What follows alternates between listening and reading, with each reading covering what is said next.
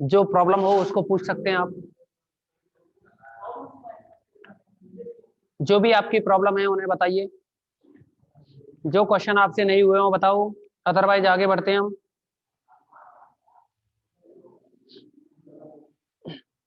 बोलिए जो भी क्वेश्चन आपसे ना हुए हो। 7th क्वेश्चन तक बता दिया आपको। अब 8th 9th 10th 11th 12 ये क्वेश्चन आपको बताने ना। ठीक है।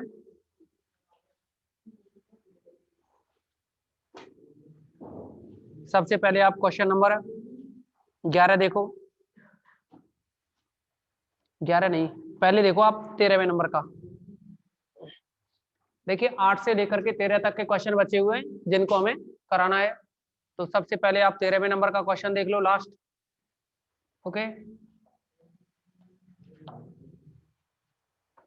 क्वेश्चन नंबर 13 और ये दिया है इसमें double integration d x d y upon में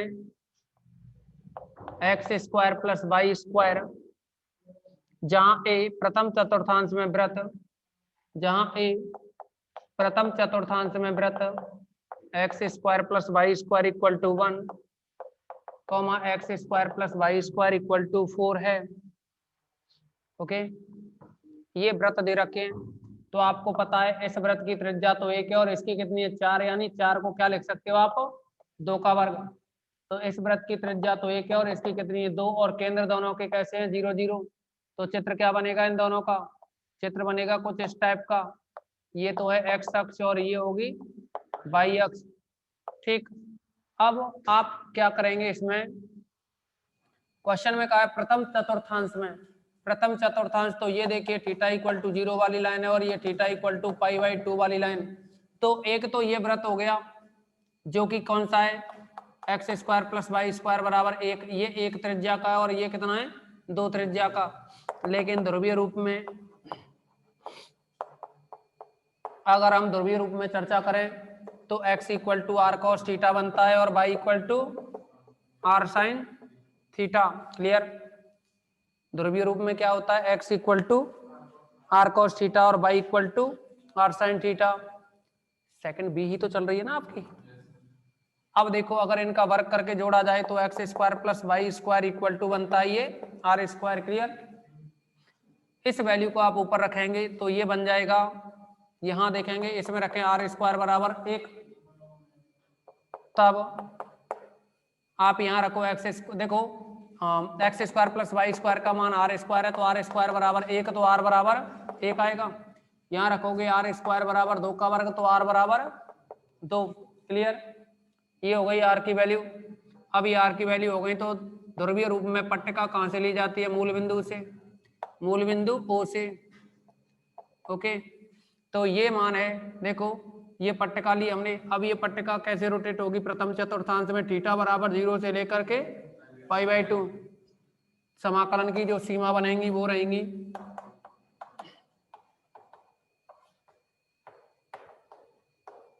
समाकलन की सीमा थीटा इक्वल टू 0 से और theta equal to pi by 2, और आर की वैल्यू कितनी, देखिए यहाँ जो छोटी सी पट्टिका ली है ना, ये यहाँ अंदर आएगी इस वृत्त तक, क्योंकि हमारे पास जो क्षेत्र बना है ना वो तो ये है, इनसे घिरा हुआ क्षेत्र तो यही रहा ना कॉमन परिबद्ध।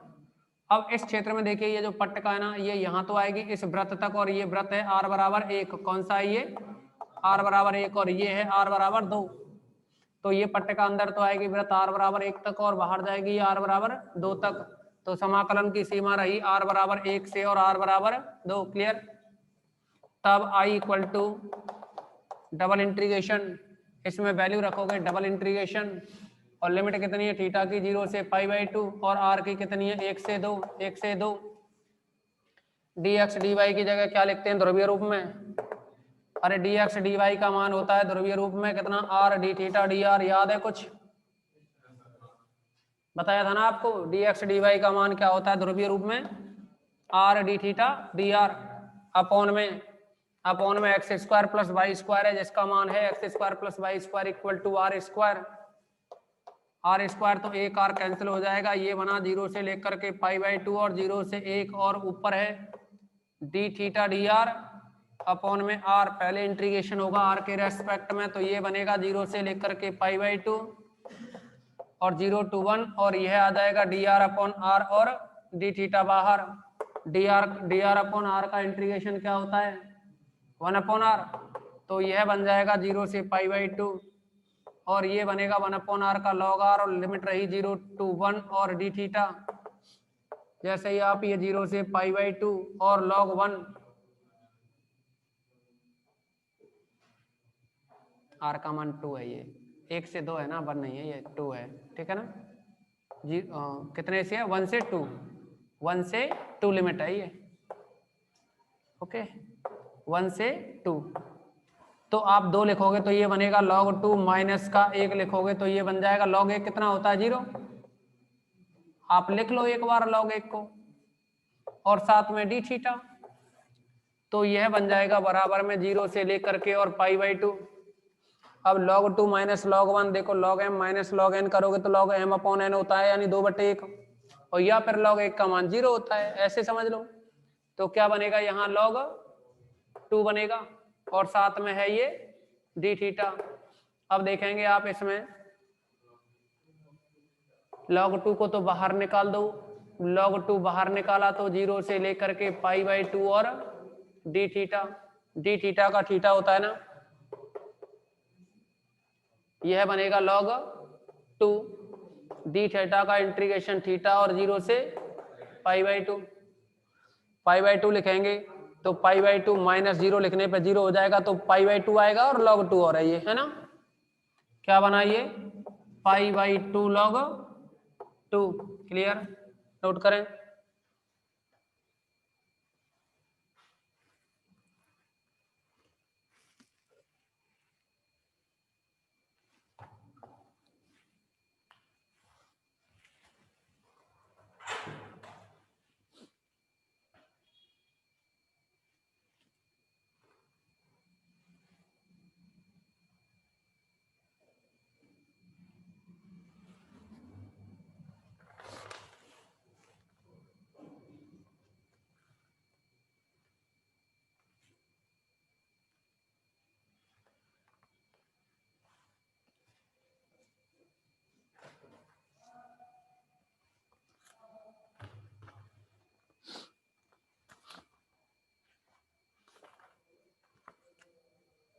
कंप्लीट करो।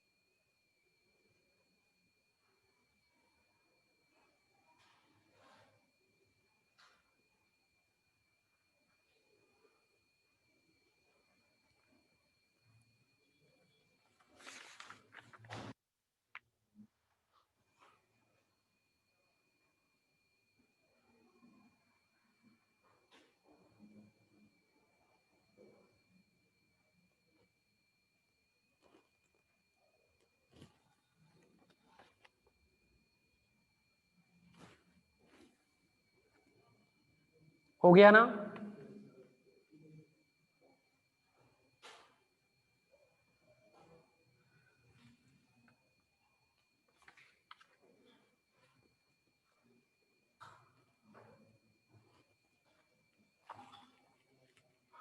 नेक्स्ट देखेंगे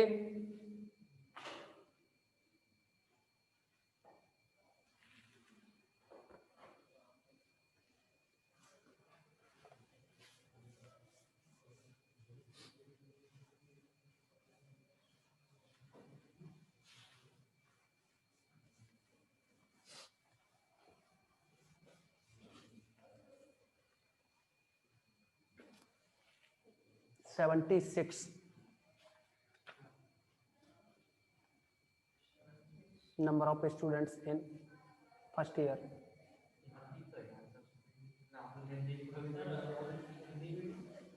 टोटल इसके अकॉर्डिंग, हाँ नहीं, only math, English plus Hindi.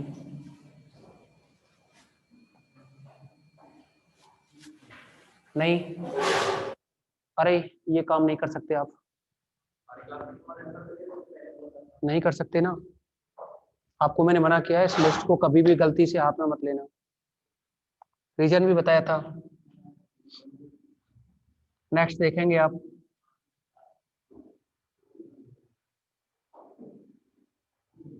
इसमें समझेंगे अब आप क्वेश्चन नंबर 12, और ये है i equal to 0 to 2a x to under root 2ax minus x square plus y square d y d x. Okay, इतना सा दे रखा है ये। अब समझो आप, इसमें सबसे पहले लिमिट ऑफ इंटीग्रेशन लिखेंगे इसमें, यानी समाकलन की सीमा। देखो ये कार्तीय रूप में तो दे रखा है, और ध्रुवीय में बदल के हमें सॉल्व करना है। किस में बदल करके? ध्रुवीय में। ध्रुवीय में बदलते हैं तो x इक्वल टू क्या होता है? r cos theta, y equal to r sin theta, dx dy equal to r d theta dr। वर्ग करके जोड़ते हैं तो x square plus y square equal to r square. इन चीजों को ध्यान में रखना है। तो आप क्या है, सबसे पहले यहाँ समाकलन की सीमा निर्धारित करेंगे। यह देखिए यहाँ dy है ना, तो dy है तो ये लिमिट किसकी हुई? y की। तो y इक्वल टू 0 से y equal to 2a। Next x है ये, तो x की लिमिट ये होंगी। ये इसमें मिस्टेक है क्वेश्चन में, dy dx नहीं होगा, dx dy होना चाहिए।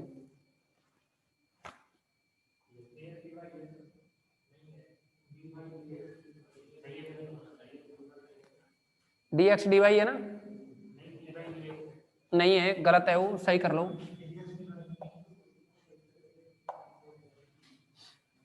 तो ये बनेगी x इक्वल टू 0 से, x इक्वल टू 0 से और x इक्वल टू 2a, और dy है तो y की लिमिट क्या रही? y इक्वल टू x से,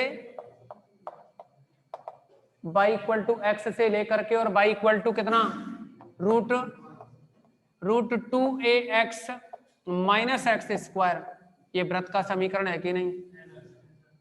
देखो कैसे है, ये सुन लो, डिटेल में जानो, वर्क कर दो तो y स्क्वायर बराबर 2ax माइनस एक्स स्क्वायर, पक्षांतर करके लाओ x square minus 2ax plus y square equal to 0। x का गुणांक कितना है? 2a, 2a का आधा a जोड़ दो, इसे a का वर्ग इधर जोड़ दो और a का ही वर्ग इधर जोड़ दो। क्या बन जाएगा ये? x माइनस a का square plus y square equal to a square. केंद्र क्या है वृत्त का? a, 0 और त्रिज्या कितनी है? r। a केंद्र हो गया a और 0, त्रिज्या हो गई a। कोई दिक्कत तो नहीं ना? अब देखो ये केंद्र और त्रिज्या हो गए और ये हो गई लाइन, तो समाकलन का क्षेत्र क्या है? समाकलन का क्षेत्र स्टेप सेम ऐसे ही रखना जैसे हम बता रहे हैं। तो समाकलन का क्षेत्र देखेंगे आप, सबसे पहले a0 और r बराबर a, यानी a त्रिज्या का और a0 को केंद्र मान करके वृत्त बनाओ। a0 कहाँ होगा? यहाँ होगा ना। त्रिज्या कितनी है? a, यहाँ से यहाँ तक की दूरी हो गई ना a, तो इतनी सी त्रिज्या लेकर के और हम बनाएंगे वृत्त। क्लियर है ना? ये वृत्त हो गया। अच्छा अब देखिए, वृत्त हो गया तो एक रेखा हो रही है y बराबर x। क्या है ये? y बराबर x वाली लाइन है ना, तो y बराबर x वाली लाइन ऐसे ही तो जाएगी, ठीक है ना। x बराबर 0 कहाँ है? x बराबर 0 होता है y अक्ष पे, y अक्ष पर ही तो x का मान 0 होता है। और देखिए x बराबर 2a, 2a कहाँ होगा समझो इसमें? 2a कहाँ होगा? देखो ये त्रिज्या है ना a, तो इतना ही इधर क्या होगा? a और होगा इधर, तो ये 2a हो जाएगा a।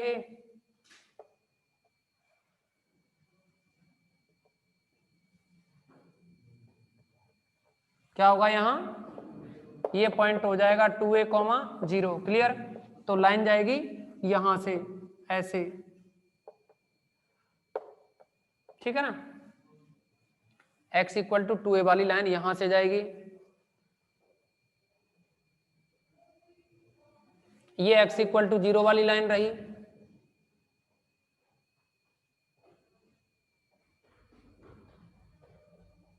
क्वेश्चन चेक करो किसी और बुक में, ये गलत है, ये क्या है ही नहीं क्वेश्चन, आपकी में नई किताब में दे रखा है ये, पर ये गलत लिख रखा है ये पूरा।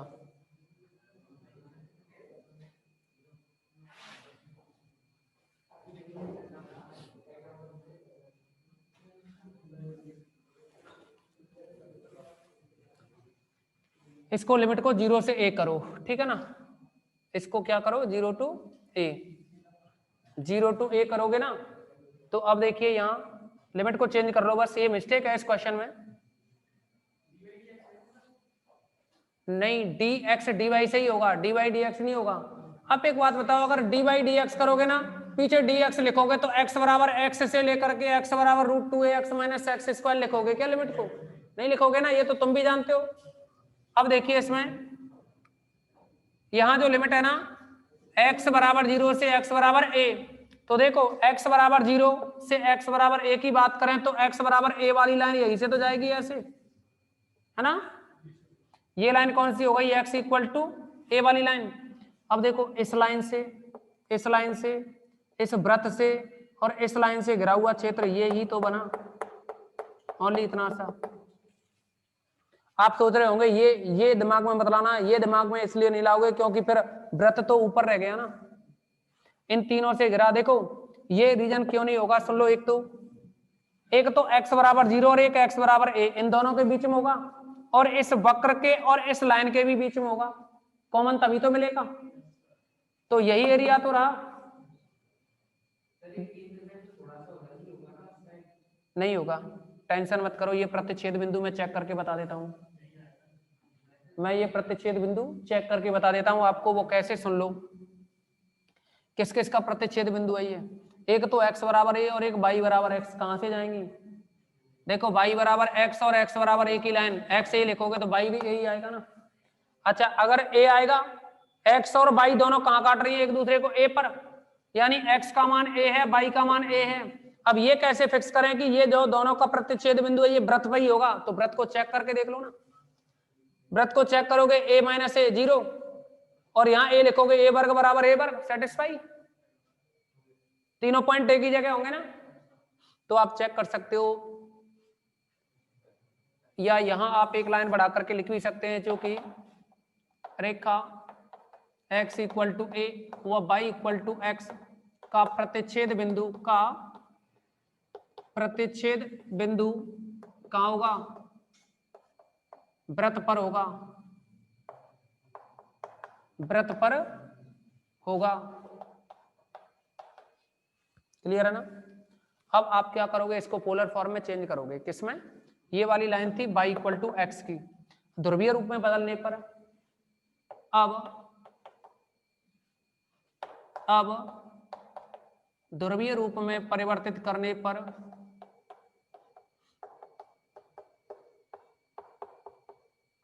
ध्रुवीय रूप में परिवर्तित करने पर,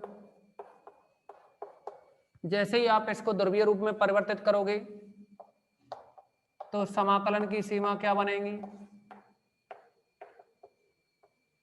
करने पर पहले समाकलन का क्षेत्र लिख लेते हैं, बाद में समाकलन की सीमा निकालेंगे।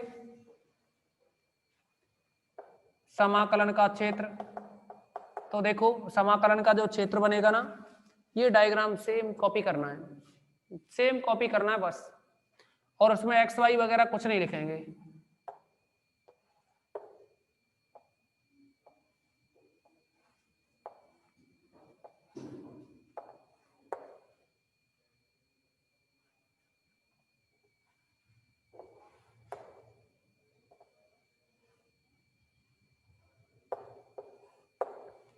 ये वाला एरिया बना था ना, ये बताओ अब, ये एक्स एक्सिस है, इसको आप थीटा इक्वल टू 0 वाली लाइन कहोगे। ये y इक्वल टू एक्स वाली लाइन है, y इक्वल टू एक्स पर थीटा इक्वल टू क्या होता है, π/4 होता है कि नहीं। तो π/4 हो गया। अरे बात क्या है कि y इक्वल टू एक्स यानी y का मतलब क्या है, r cos r sin theta. Polar form में y इक्वल टू क्या होता है, r sin थीटा, और x इक्वल टू क्या होता है, r cos थीटा। r हटाओ, साइन बराबर cos कब आता है, साइन और cos तुम वैसे ही 10th क्लास में टेबल पढ़ते हो ना, साइन और cos के मान कब आते हैं, π/4 पे, तो 1/√2 आते हैं ना, तो वही तो है, साइन π/4 पे ये बराबर हो, थीटा इक्वल टू π/4 पे बराबर हो जाते हैं। नेक्स्ट देखो ये वाली लाइन कौन सी है, थीटा इक्वल टू π/2। अब इसमें जब भी क्षेत्र ये है ना, अब इस क्षेत्र में पट्टिका ली जाती है तो कहां से मापते हैं, ध्रुव से। जब भी पट्टिका बनानी हो तो ध्रुव से बनाओगे। अब यहां से पट्टिका ध्रुव से लेकर के ये वृत्त है ना, इसकी परिधि तक ऐसे ऐसे, तो यहां एक अल्पांश भाग लिया जाता है, ठीक है ना। अब यह समझेंगे आप, इसकी लिमिट कितनी होगी, देखो इस क्षेत्र में थीटा बराबर π/4 से कहां तक आएगी, ये π/2, तो समाकलन की सीमा क्या रहेंगी, थीटा की तो लिमिट निकल आएंगी, लेकिन आर की लिमिट और निकालनी है ना। तो पहले आर की लिमिट निकालने के लिए समाकलन की सीमा कितना बनेगा, x equal to r cos theta, y equal to r sine theta, dx dy equal to r d theta dr। इन वैल्यूज को आप रखोगे तो देखना, आप इसको समीकरण नंबर 1 डाल दो, क्या डाल दो, 1। तो 1 से एक्स स्क्वायर को लेफ्ट साइड में लाओगे तो x square plus y square क्या होगा, आर स्क्वायर, माइनस 2x को लेफ्ट में ले आओ ना, माइनस 2ax, तो x की जगह क्या लिखोगे, r cos theta equal to 0। Clear है ना। अब आप समझेंगे यहां से r कॉमन लें तो ये बनेगा r minus 2a cos theta equal to 0। r equal to क्या आया, 0 से r equal to 2a cos theta, तो r की लिमिट तो निकल आई ना,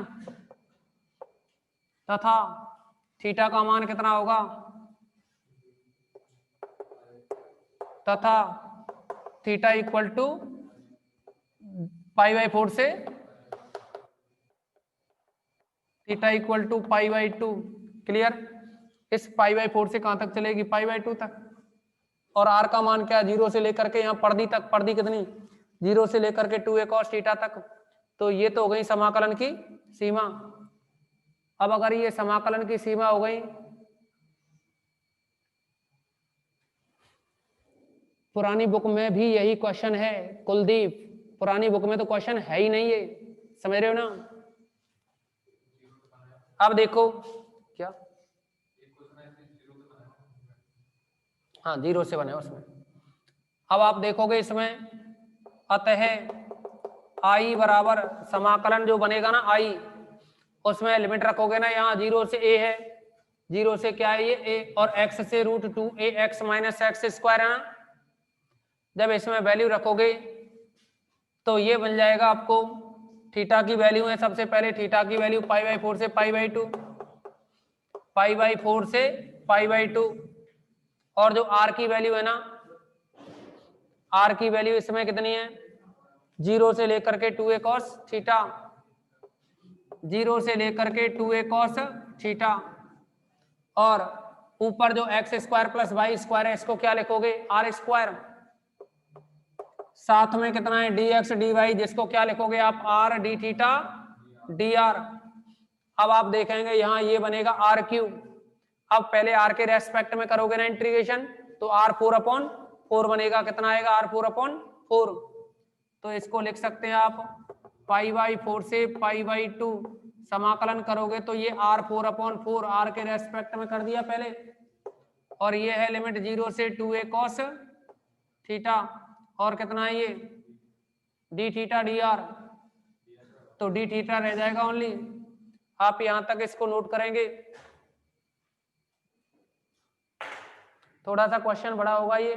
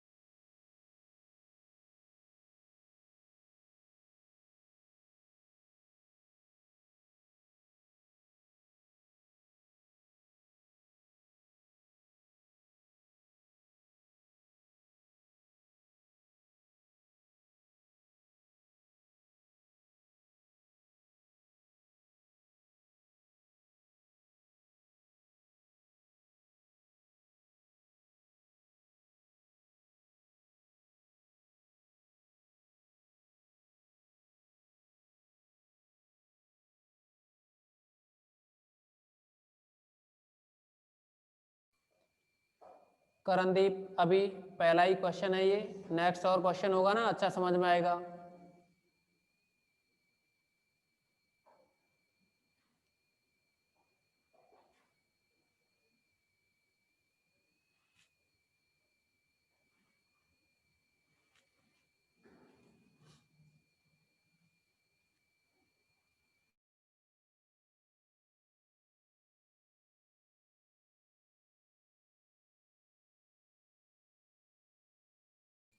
देखो आपसे कहा है इस क्वेश्चन में कि इसे ध्रुवीय रूप में परिवर्तित करके मान ज्ञात करो। हाँ इस क्वेश्चन में थोड़ा मिस्टेक थी, उसको हमने सही कर दिया है। अभी क्वेश्चन नंबर जो 11 है तुम्हारी किताबों में, इसमें भी मिस्टेक है।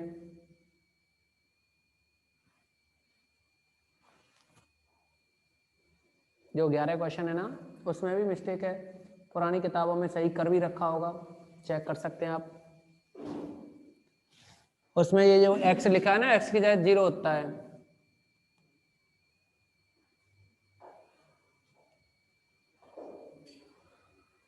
हम आपको पहले भी बता चुके हैं कि इस बुक में बहुत ज़्यादा गलतियां मिलेंगी, 10 क्वेश्चनों में से कम 2-3 क्वेश्चनों में मिस्टेक मिलेगी। ओके